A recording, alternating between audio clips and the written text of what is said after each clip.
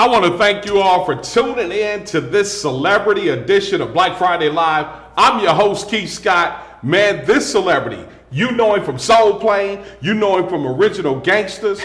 You know him from Zoolander. Hey. You know him from the Johnson Family Vacation. He was on the reality show, The It Factor. Oh. He's always hitting the stages up all over the country with his comedy. And he's on Sirius XM Radio, comedian, actor. Godfrey's in the house. You ain't know I could do it like that. I knew now, you know could. it started for me at radio. So that's right. He's Chicago and I'm Chicago. What's up, God? What's up, man? North Side. You got North Side. I'm a North Side. You were White Sox, Cubs. Oh man, it's all good though. It's all Chicago. Good. Don't matter. Man, welcome to the Alamo City. Thank you. I love coming to San Antonio. It's beautiful. I do Austin and San Antonio. So I perform in Austin, which is the Cap City Comedy Club. Shout out to Austin. And then I come here and do LOL. They show me love. It's my fifth time in San Antonio. I know, but it's your first time on BBN Network. I didn't even know you had this. Oh man, how you gonna come to San Antonio all these different times? If no one tells you, and you ain't on Black Video News, man. But first of all, I'm all about black. I'm pro-black. I'm so pro. It's like I'm so in college. I went to University of Illinois. And played football. Yep, I did. And when I was there, the fact that it was a university, 45,000 students and only 800 black students. Right. You stick together. That's the one thing we do when we're against the wall. We stick together. Yeah. I wish we'd do it when we weren't against the wall. Exactly. But I got deep. That's a whole nother discussion. But yeah, I became very aware. I just started to really study African American history. I studied it on my own with my group of guys and girls that were with us. Psychology major, but we took it upon ourselves to study Black pride and the heroes, not just wait for February for Black History Month. Black History Month was every day for us. Yeah. So Black History Month was every day. So it was like we talked about current people making history, past people making history, people we've never heard about, and so I always took that into account, especially with my stand-up. Right. I said, man, and to me, black is not how you sound. It's what you do. You know, to me, black is an action. Yeah. It's not how you sound. And too many black people do that to each other. I speak properly. You know why? My father's a teacher. It's not some white dude that taught me this. It's not they always say, man, you know how they say, you speak in white. I go, well, if speaking white is speaking proper, then so be it. But nobody's speaking white because white people don't all speak properly either. There's a lot of bad white speakers. Yeah, it's just correct English. Correct English. But here's the thing. Everything is spelled in English. Why not learn it? Yeah. I mean, everything, when you go to the bathroom, it's written in English. I'm just saying, if it was Chinese, speak the proper Chinese. Yeah, everybody doesn't have the ebonics. So if I'm in China, you're going to be like, you trying to be Chinese. What do you mean? It's Chinese is everywhere. What do you want me to do? But you feel me? It's like, listen, obviously, black people are from Africa. So if there's an African language, you'd be speaking it. But English is what we were thrown at. It was thrown at us. Why don't get it right? Now, hold on. You speak really proper English. It's really, damn really right proper. I do. But I know slang. But I speak slang. But listen, the ebonics thing is because growing up in Chicago, it's part of the lexicon anyway. Our slang is part of America. They use it to advertise on commercials. They use hip hop, rap. It's all good. You know what I mean? My bad. All that. Everything we have given to this. We're bilingual. We should be able to be bilingual. You're on a TV show. You're a host. You should be speaking properly. You should not be fumbling with your words. You don't deserve to be at this desk if you don't master the English language. I'm sorry. That's so true. But it's okay, like on the side, we'd be like, yo, you know what it is. Hey, no. That's not wrong with that. But when it comes to, if you're on TV and you're a personality and you host a show, speak proper English. What's wrong with that? Yeah, nothing wrong with that. Nothing. It doesn't take from your blackness. Guess what? I just spoke properly for the past 5 minutes and I'm still black. Holy, can you believe it? Yeah, you still black. Can you believe it? But hold on. You spoke Nigerian in Soul Plane. I use the Nigerian accent. Yeah, can you use the Nigerian accent for me? I will get everyone pregnant on this plane. That's what I said. You know, but both my parents Nigerian. Right, descendants.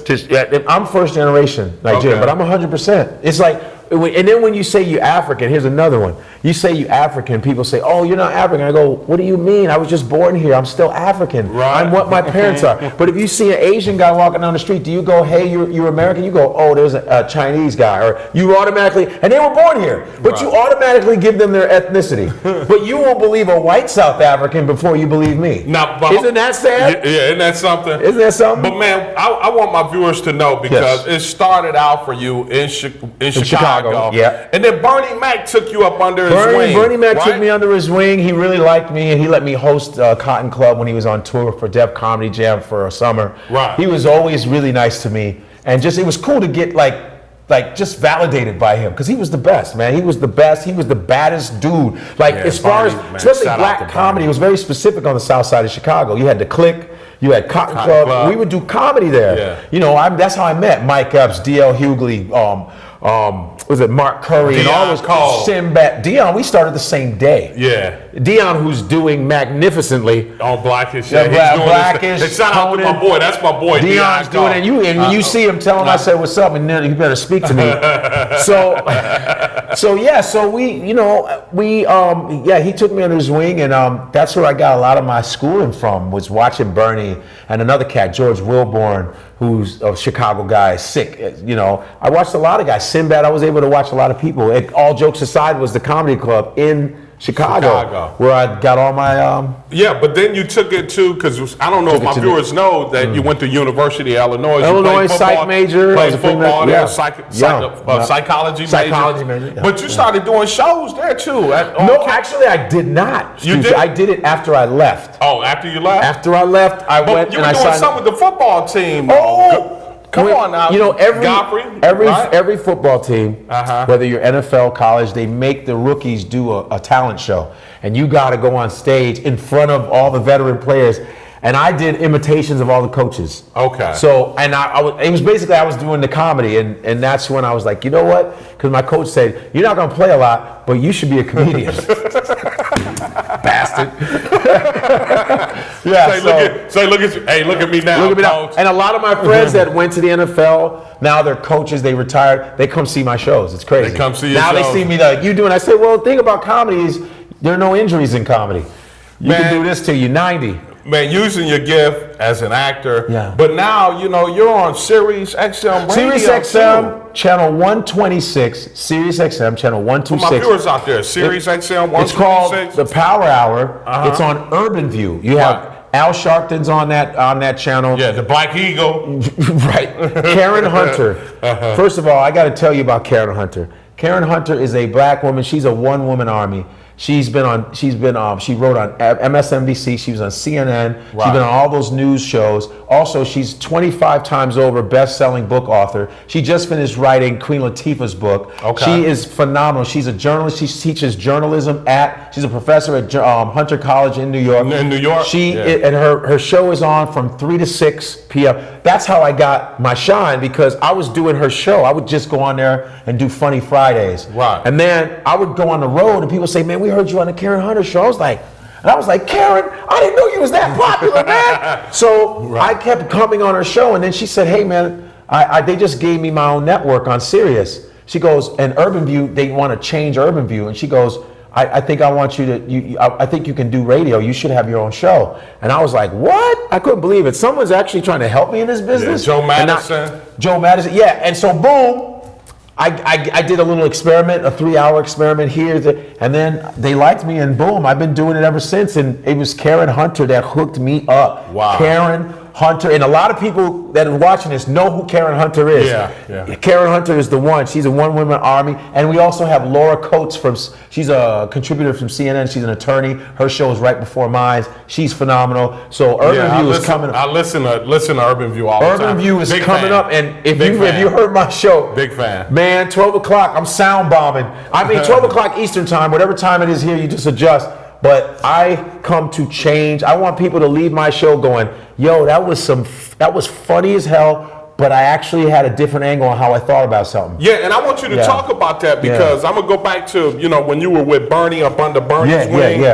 And one of the things that you said to me is Bernie liked your comedy because it was different. Yes. And I want my viewers to know, when you started thinking about branding yourself as a comedian, where were some of where'd you get some of your work from, your comedy from? Is it real life stories? Your content, is it real life stories, Godfrey? All comedians get their stuff from everyday life. You live in life. They say, where do you get your material from? The planet. I mean, I live around, I walk around, and of course, comedy comes with exaggeration. Some people put on an act on stage. They're totally different than what they are in real life. Me, I'm the same guy. I always wanted to be conversational. I just want to be able to get on stage, talk, have a conversation, and get off and be the same dude. I don't want to switch up and be everybody's different. Yeah. But in comedy, it takes years. Sometimes when I look at myself 10 years ago, I'll go, I was a different person. Right. But you get into more years. It's like George Carlin and Richard Pryor. Richard Pryor wanted to be Cosby.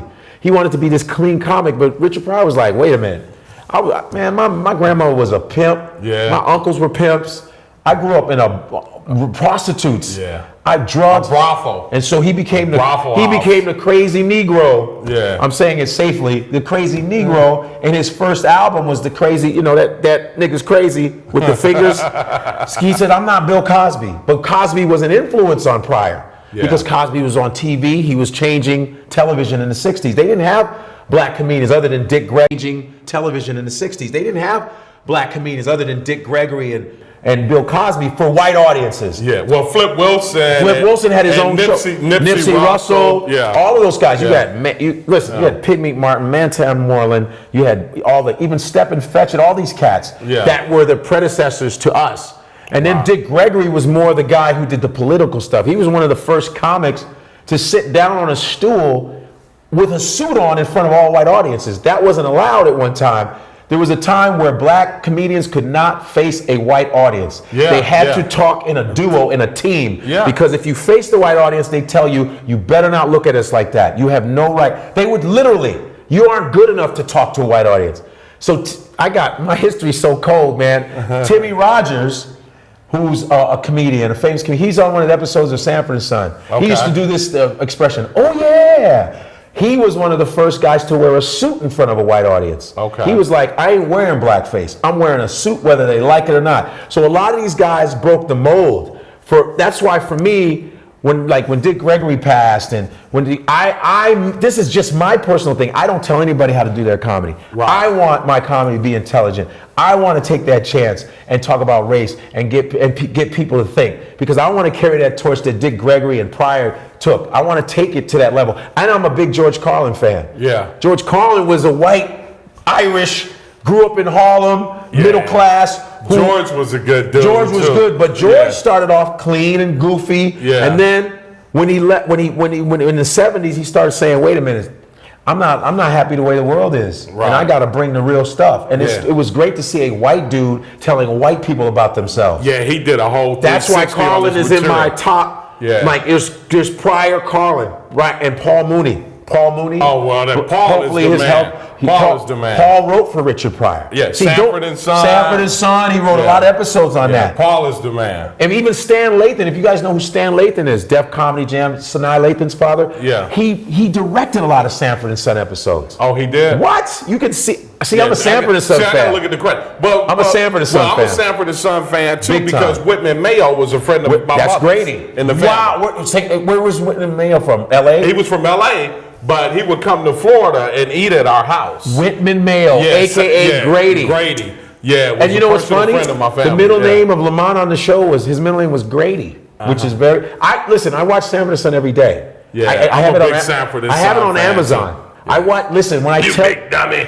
When I tell you, I watch Sanford and Son every day. Every day. You can ask my chick. I watch it every day. I love Sanford and Son because Sanford and Son, by the way, was a British sitcom. It was called Steptoe and Son in Britain in the 60s. Yeah, and then they remade it. Norman Lear remade a lot of shows, British shows. Yeah. All in the Family is British. Good Times, All in the Family. And Good Times was a spin-off of Maude. Yeah. Because Esther Roll was the maid on Maude, and then she got that part. You understand? Yeah. So I'm a the big Jeffersons. The Jeffersons were the next door neighbors to the Bunkers. Yeah. And the original guy who played George Jefferson was a different dude. He wasn't Sherman Hemsley. Right. Sherman Hemsley man, when I tell you, I don't play when it comes to history. I'm like, but well, you're kind of like me, man. You got to know your history. You got to know your history. I tell every comedian, you should know about Red Fox. Yeah, you should know about LaWanda Page, who played Esther, who they both were in the same circuit in St. Louis. Yeah. They were in the Bubba was in that circuit. Bubba Bexley. It was Bubba Bexley. There was Leroy and Skillet. They were in a comedy team together. They were all comedians in the Chitlin circuit. Yeah. See, and Red Fox, his name is John Sanford, his real name. Yeah. His brother was Fred Sanford. Right. He used his brother's name. Mm-hmm. Boom. And Jimmy Foxx was named after the baseball player. And Fox was red was his hair, and Jimmy Foxx was the baseball player he loved. That's why he called himself Red Fox. He used to hang out with Malcolm X. Yeah, and he opened up that platform for everybody. For everybody, Esther, he brought all his friends. Slappy White. He brought them all. He brought all his friends on his show, which should happen now. Yeah, which does not happen. And why you think it's not happening? Well, people don't feel insecurity. A lot of insecurity in this business. There's a lot of people thinking there's not enough. Right. And that's a bad attitude to have, because a lot of people in the business, like other cultures, they look out for their people. Yeah. We don't do it enough. Yeah. And I don't really care who agrees with me or not. We don't do it enough. Yeah. There's too much of one black person at a time crap. Yeah. You feel where I'm coming from? Yeah, I know where you're Putting coming other people down. Yeah, There's room for all of us. If one person makes it, you bring other people in. Like my radio show, I brought in my home. I bring my dudes in. I go, anybody, come on my show. Yeah. Let them know who you are. And maybe hopefully they can get something from that. I don't feel like I'm losing if I'm helping other people out. We don't do that enough. Yeah, we don't. You got to get me on the radio show then, because it started for me in radio. Listen. If you're in town and if you're in town, I'm telling you, I only have an hour. Hopefully one day it'll be 2 hours. Yeah. But I believe in empowerment, man. Yeah. But we have to help each other. Well, our motto is connect, empower, and grow. But it has to be connect, power, and grow, but no hatred. You gotta get rid of that. Nobody's trying to take your show from you. Nobody's trying to take nothing from you. None of that. You know what I'm saying? Yeah. But the people you bring in should be the people that are gonna hold their own, though. Not just, hey man, hook me up. I'm like, well, what kind of skills do you got? I can't just, if I'm building a house, you can't use a hammer. You can't just come around and hang out. Nah, we ain't doing that. You know what I'm saying? Yeah. That's what is important about my show. Man, so you're here all weekend. Yes. What's next for Godfrey, man? You've been on TV shows, reality shows. I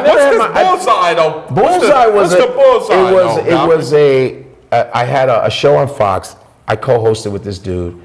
And it was a game show, but it only went one season because it was very expensive. So shows come and go. Nothing's guaranteed. Yeah, they do. I haven't had my own show, except for this radio show. This is the first time I've been consistently on. But visually, I would love to do like a Netflix series, something that I can do that has my own comedic sensibility. I don't want to conform to anybody. A lot of cats in our business conform. I can't do it. Yeah, I want to be able to be me. Yeah. Because people in the streets know who you, if you're your real self. Yeah. They say, man. Especially in the Shy. You ain't never lied, boy. So, yeah. You got any new specials or anything? I have a special on a Showtime called Regular Black. I shot it in Chicago at Second City on Wells Street, the famous Second City. It's our special Showtime. If you have Showtime on demand or Showtime, check that out. That's my newest hour special. I'm very proud of that one. Yeah, I'm gonna have to check that out, for my viewers out there, yes. man. And then where you headed next, man? Houston. You headed to Houston, H-Town? H-Town, baby. Hey, I love Texas is dope. Yeah, Texas. Man. Well, we do everything big in Texas. That's what I'm saying. You laugh big, you entertain big, you eat big. We do it. I love it. We do it all big. You did all big. Your churches are big. You praise big. Everything's It's beautiful. Big. You got a great middle class. That's what it is. Texas has a great middle class. Yeah. I'm telling you. Yeah. Texas is striving. The working class is dope here. That's what keeps it strong. Yeah, it's striving. Plus, this is military town. Military town. Military town. Oh, yeah. USA. And respect to all the soldiers. And even during all the protests that are going on has nothing to do with the disrespect of soldiers. It's all about just justice and equality. We want to be treated like human beings.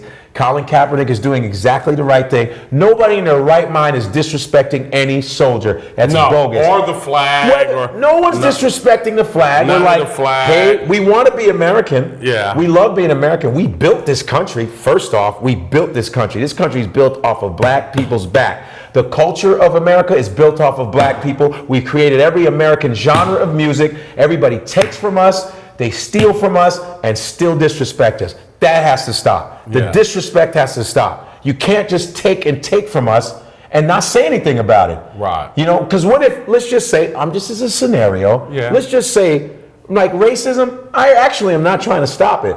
I actually am trying to help people. I say, well, if you're going to be a racist, you need to leave us alone. You can't touch any of our culture. If you're going to hate us, you have to stay completely away from us. Just stay away, huh? No music, no nothing. Get all your Beyonce CDs, your Jay-Z, you have to give them up. Stick with your own race. Since you're so supreme, why do you have to always depend on us for everything? Yeah. That's all I'm saying. I'm trying to be fair. That's it. That's all you're saying. Because listen, Africa, everybody gets their mineral. Everything is taken from Africa. Minerals, everything. Diamonds, minerals. Everything is taken from Africa. Yeah. These continents would collapse if Africa wasn't there. But Africa is another continent that's disrespected. But yet you take everything. Even their animals in the zoos come from Africa. I mean, I'm just saying. I you can't disrespect. Then you can't complain about the environment when you're killing all the trees, which are the life force of the ecosystem. You're killing all the trees, but then you're complaining about the environment. We black people are like the trees of the ecosystem. Everybody takes from us and don't respect us. I'm getting tired of that, and we have to cut it out. Yeah. I don't care about the name calling. Okay, fine. If I'm the N-word, fine. Can I say that on this show? You can't say it. If someone says I'm a nigga, I go fine, but you gotta leave our shit alone, please. Thank you. You can't bother our stuff. You gotta leave us alone. You can't do it. You need to be 100% hateful. Be 100%. You know what I mean? Don't touch anything.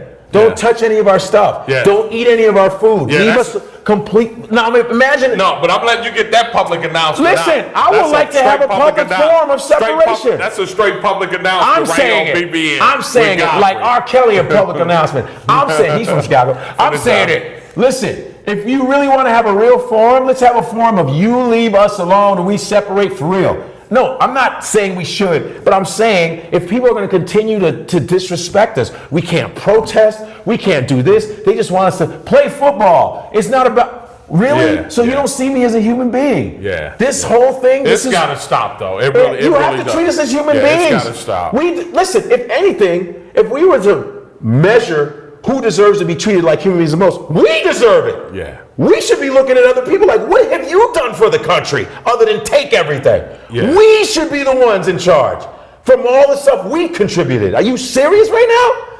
Come on, we should be the ones in charge. You should be bowing down to us when you see us. You should be bowing to black people when you see us. Because your kids wear our jerseys when you see us. Because your kids wear our jerseys. Your kids want to be like us. Let me be like you. Don't worry, it's not your show. It's your show. It's let them be mad at me. Your kids should bow down. Because half your kids are wearing LeBron t-shirts, Dwayne Wade t-shirts. They're wearing Wu-Tang. Come on, man. We make you cool, man. Anytime even my white friends, the cool ones, be acting like black dudes. Save it, man, please. This culture is dominant, man. We know how this culture real talk. We are the best culture. This culture is the real deal. Everybody else's culture is kind of whack. Let's be real. And I love all cultures. You know why I love all cultures? Guess why I love all cultures? You know why I love Asian culture? I've been to China. I've been to Tokyo. You know why I love Japanese culture?